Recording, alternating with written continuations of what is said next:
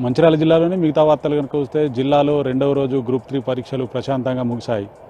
జిల్లా వ్యాప్తంగా 48 పరీక్షా కేంద్రాలను అధికారులు ఏర్పాటు చేశారు. మొత్తం 15,038 మంది అభ్యర్థులకు గాను 8,268 మంది అభ్యర్థులు ఈ పరీక్షకు హాజరయ్యారు.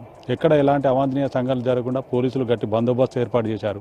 మంచిర్యాల, నస్పూర్లలో గల పలు పరీక్షా కేంద్రాలను రామగుండం పోలీస్ కమిషనర్ శ్రీనివాసులు పరిశీలించారు. మహారాష్ట్ర ఎన్నికల నేపథ్యంలో మంచిర్యాల జిల్లా కోటపల్లి మండలం రాపన్పల్లి వద్ద గల అంతర్రాష్ట్ర చెక్పోస్టును ఆకస్మిక తనిఖీ చేశారు రామగుండం పోలీస్ కమిషనర్ శ్రీనివాస్. చెక్పోస్టులో రికార్డులను పరిశీలించి నిరంతరంగా అప్రమత్తంగా ఉండాలని, ప్రతి వాహనాన్ని క్షుణ్ణంగా తనిఖీ చేయాలని పోలీస్ సిబ్బందికి సూచించారు. కొమరంభీమాచాబాద్ జిల్లా ప్రధాన వార్త కనుక చూస్తే సిర్పూర్టి మండల కేంద్రంలో ఎస్బీఐ బ్యాంకులో దొంగలు చోరీకి విఫలయత్నం చేశారు. షట్టర్ తెరిచేందుకు ప్రయత్నించగా అది తెరుచుకోకపోవడంతో కిటికీ గుండా లోనికి వెళ్లేందుకు ప్రయత్నించారు. అది కూడా విఫలం కావడంతో అక్కడి నుంచి జారుకున్నారు. ఉదయం బ్యాంకుకు వచ్చిన సిబ్బంది ఇది గమనించి పోలీసులకు సమాచారం అందించారు. కేసు నమోదు చేసుకున్న పోలీసులు సీసీ ఫుటేజ్ ఆధారంగా దర్యాప్తు ప్రారంభించారు.